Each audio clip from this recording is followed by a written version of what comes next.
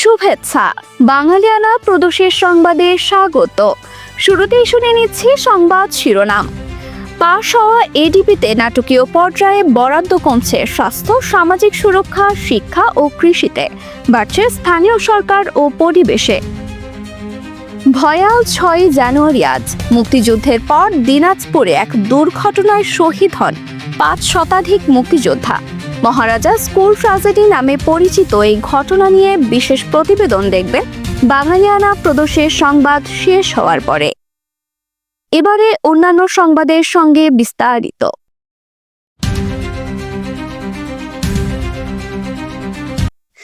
ইনকিলাব মঞ্চের মুখপাত্র শরীফ ওসমান হাদির হত্যাকাণ্ডে জড়িত থাকার অভিযোগে ফয়সাল করিম মাসুদ সহ 6 জনের বিরুদ্ধে চার্জশিট দিয়েছে ঢাকা মহানগর গোয়েন্দা পুলিশ।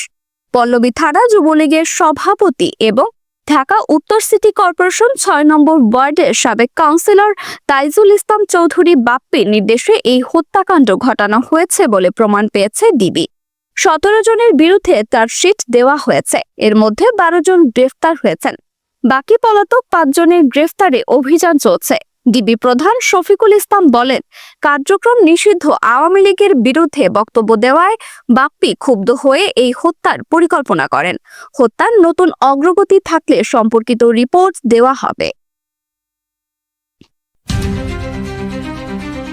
পরিকল্পনা কমিশন 30,000 কোটি টাকা কমিয়ে 2 লাখ কোটি টাকার বার্ষিক উন্নয়ন কর্মসূচি এডিপি চূড়ান্ত করা হয়েছে।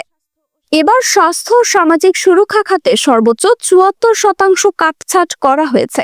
এছাড়া শিক্ষা, পরিবহন, ধর্ম ও কৃষিতেও বড় কাটছাঁট করা হয়েছে। তবে বরাদ্দ বাড়ানো হয়েছে পরিবেশ, স্থানীয় সরকার ও বিজ্ঞান প্রযুক্তিতে। 5 জানুয়ারি রাজধানী শেরেবাংলা নগরের এনইসি সম্মেলন কক্ষে পরিকল্পনা উপদেষ্টা ওয়াহিদ উদ্দিনের সভাপতিত্বে অনুষ্ঠিত বাংলাদেশ পরিকল্পনা কমিশনের বর্ধিত সভায় 2 লাখ কোটি টাকার সংশোধিত এডিপি চূড়ান্ত করা হয়েছে। এর মধ্যে বৈদেশিক ঋণ 72,000 কোটি টাকা এবং সরকারের কোষাগার থেকে বরাদ্দ করা হয়েছে 1,28,000 কোটি টাকা।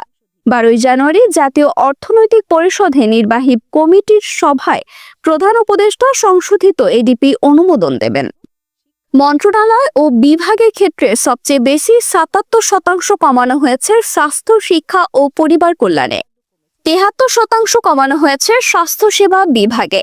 মাধ্যমিক ও উচ্চশিক্ষা খাতে বরাদ্দ কমেছে 55%। এছাড়াও বিদ্যুতে 27%, প্রাথমিক শিক্ষায় 29%, নৌ পরিবহনে 36%, রেলপথ ও কৃষিতে 36% কমানো হয়েছে।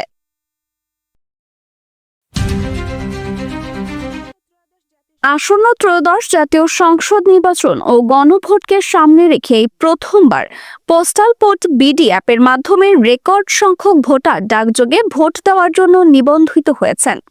নির্বাচন কমিশনের দেওয়া সর্বশেষ তথ্য অনুযায়ী সোমবার রাত 12টা পর্যন্ত নির্ধারিত সময়সীমায় মোট 15,33,682 জন ভোটার তাদের ভোটাধিকার প্রয়োগের জন্য নিবন্ধন সম্পন্ন করেছেন।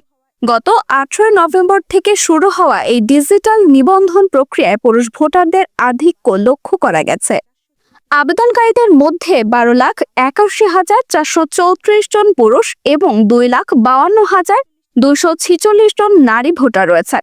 বিশ্বের 148টি দেশ থেকে প্রবাসী বাংলাদেশিরা এই অ্যাপের মাধ্যমে নিবন্ধনের সুযোগ পেয়েছিলেন। প্রাপ্ত তথ্য মতে প্রবাসীদের মধ্যে সৌদি আরব থেকে সর্বোচ্চ 2,39,186 জন ভোটার নিবন্ধন করেছেন। বিশ্বের মোট 81টি দেশে অবস্থানরত 6,35,769 জন প্রবাসীর কাছে ইতিমধ্যে পোস্টাল ব্যালট পাঠানো হয়েছে বলে ইসি সূত্রে জানা গেছে। সদ্য ক্ষমতাচ্যুত ভেনেজুয়েলার প্রেসিডেন্ট নিকোলাস মাদুরো সোমবার নিউ ইয়র্কের একটি ফেডারেল আদালতে নিজেকে নির্দোষ দাবি করেছেন। মার্কিন প্রেসিডেন্ট ডোনাল্ড ট্রাম্পের নির্দেশে পরিচালিত একটি অভিযানে বন্দী হওয়ার পর এই প্রথম তাকে জনসম্মুখে আনা হলো। ব্রিটিশ বার্তা সংস্থা রয়টার্স এই খবর জানিয়েছে। 63 বছর বয়সী মাদুরোর বিরুদ্ধে নার্কো টেরোরিজম বা মাদক সন্ত্রাসবাদ, কোকেন আমদানির ষড়যন্ত্র এবং মেশিনগান ও ধ্বংসাত্মক সরঞ্জাম রাখার মতো 4টি গুরুতর অপরাধের অভিযোগ আনা হয়েছে। আদালতে একজন দোভাষীর মাধ্যমে মাদুরো বলেন, আমি নির্দোষ, আমি অপরাধী নই, আমি একজন ভদ্র মানুষ, আমি এখনো আমার দেশের প্রেসিডেন্ট। তবে তার বক্তব্য শেষ হওয়ার আগেই ডিস্ট্রিক্ট জজ অ্যালভিন হেলারস্টাইন তাকে থামিয়ে দেন। মাদুরোর স্ত্রী সিলিয়া ফ্লোরেসও নিজেকে আদালতে নির্দোষ দাবি করেছেন। আদালত আগামী 17 মার্চ মামলার পরবর্তী তারিখ ধার্য করেছেন। ইরানে টানা 9 দিন ধরে চলা সরকার বিরোধী বিক্ষোভ ঘিরে দেশজুড়ে সহিংসতা ও প্রাণহানির সংখ্যা আশঙ্কাজনক হারে বাড়ছে। মানবাধিকার কর্মীদের দেওয়া তথ্য অনুযায়ী নিরাপত্তা বাহিনীর সঙ্গে সংঘর্ষে এখন পর্যন্ত অন্তত 35 জন নিহত হয়েছেন। গালফ নিউজের তথ্য অনুযায়ী নিহতদের মধ্যে 29 জন বিক্ষোভকারী, 4 জন শিশু এবং ইরানের নিরাপত্তা বাহিনী 2 জন সদস্য রয়েছেন। ইরানের ভেতরে থাকা বিস্তৃত কর্মী নেটওয়ার্কের মাধ্যমে এই তথ্য সংগ্রহ করা হয়েছে, যা দেশটির অতীতের অস্থিরতার সময়ও নির্ভরযোগ্য হিসেবে প্রমাণিত হয়েছিল। মানবাধিকার সংস্থা HRAN তথ্য মতে গত 24 ঘন্টায় আজানা, মার্ভদাসত এবং কোরভেহ শহরে অন্তত 7 জন বিক্ষোভকারীর মৃত্যু নিশ্চিত করা হয়েছে। বিক্ষোভে আহত হয়েছেন অন্তত 64 জন, যাদের অধিকাংশের শরীরে পেটেল গান এবং প্লাস্টিক বুলেটের আঘাত রয়েছে।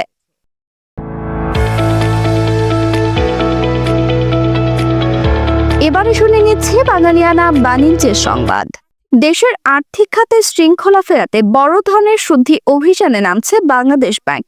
এর অংশ হিসেবে চরম সংকটে থাকা 9টি ব্যাংক বহির্ভূত আর্থিক প্রতিষ্ঠানকে নন ভায়াবল বা অকার্যকর ঘোষণার আইনি প্রক্রিয়া চলতি সপ্তাহ থেকেই শুরু হচ্ছে। 5 জানুয়ারি বাংলাদেশ ব্যাংকে আয়োজিত এক সংবাদ সম্মেলনে গভর্নর আহসান এইচ মনসুর এই সিদ্ধান্তের কথা জানান। গভর্নর বলেন, আর্থিক প্রতিষ্ঠান খাতে সুশৃঙ্খলা ফেরাতে এই কঠোর পদক্ষেপ নেওয়া হচ্ছে। এসব প্রতিষ্ঠানের প্রকৃত আর্থিক অবস্থা যাচাইয়ের জন্য দ্রুতই অডিটর নিয়োগ করা হবে। তাদের লক্ষ্যই হবে প্রতিষ্ঠানগুলোর দেনা আসলে কত তা সুনির্দিষ্টভাবে বের করা।